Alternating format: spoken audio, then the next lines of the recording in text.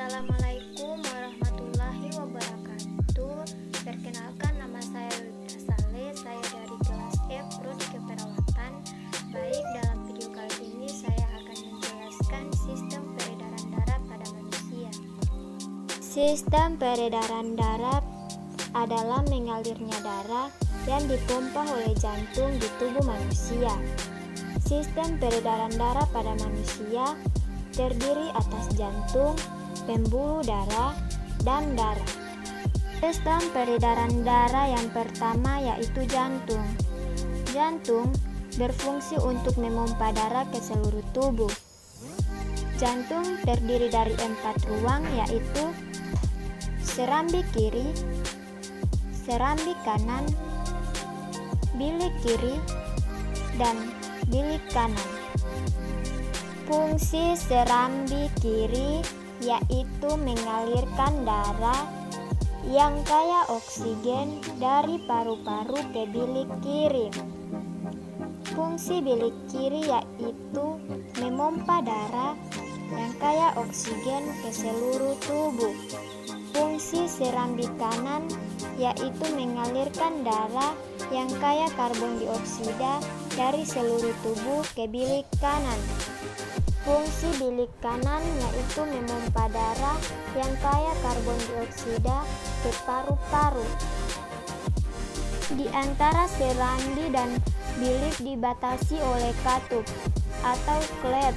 Katup ini mencegah agar darah tidak kembali ke bilik ketika bilik jantung memompa darah.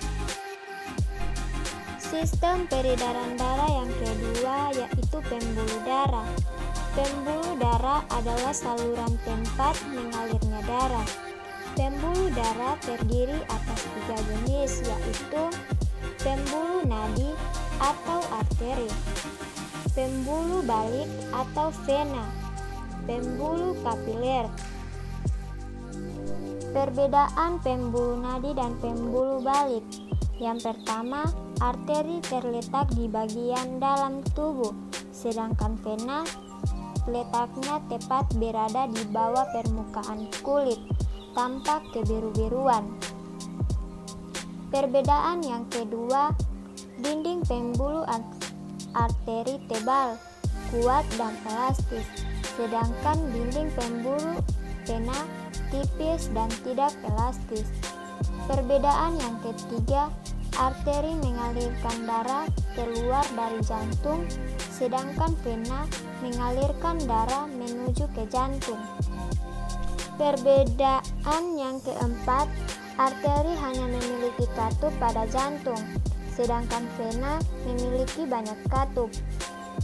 Perbedaan yang terakhir, denyut nadi pada arteri dapat kita rasakan dengan cara meraba atau menekan pembuluh nadi pada pergelangan tangan atau bagian leher di bawah telinga, sedangkan denyut nadi pada pembuluh balik tidak terasa.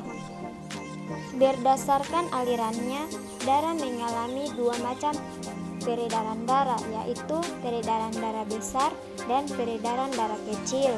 Peredaran darah besar yaitu peredaran darah yang mengalir dari jantung ke seluruh tubuh lalu kembali ke jantung.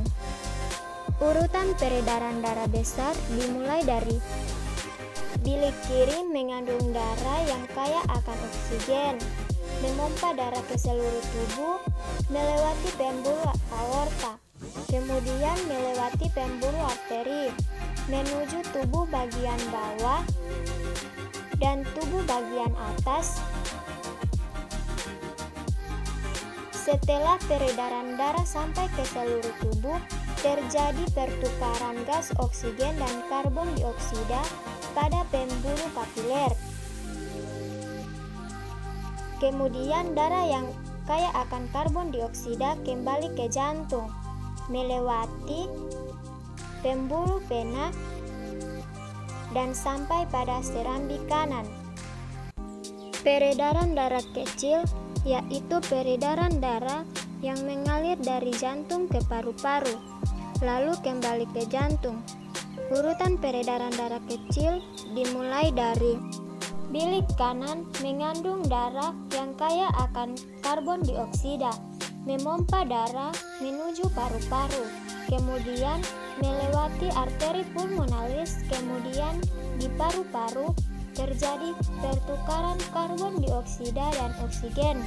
Kemudian darah yang kaya akan oksigen akan kembali ke jantung, melewati pembuluh vena pulmonalis dan masuk kembali ke serambi kiri. Sistem peredaran darah yang ketiga yaitu darah. Darah tersusun dari kombinasi antara plasma darah dan sel-sel darah. Sel-sel darah terdiri dari eritrosit, leukosit, dan trombosit. Eritrosit adalah sel darah merah, leukosit adalah sel darah putih, sedangkan trombosit adalah keping darah. Berikut ini beberapa fungsi darah. Plasma darah berfungsi mengedarkan sari makanan ke seluruh tubuh, sedangkan eritrosit mengangkut oksigen ke seluruh tubuh. Leukosit atau sel darah putih berfungsi membasmi kuman yang masuk ke dalam tubuh. Lalu trombosit atau keping darah berfungsi menutup luka. Itulah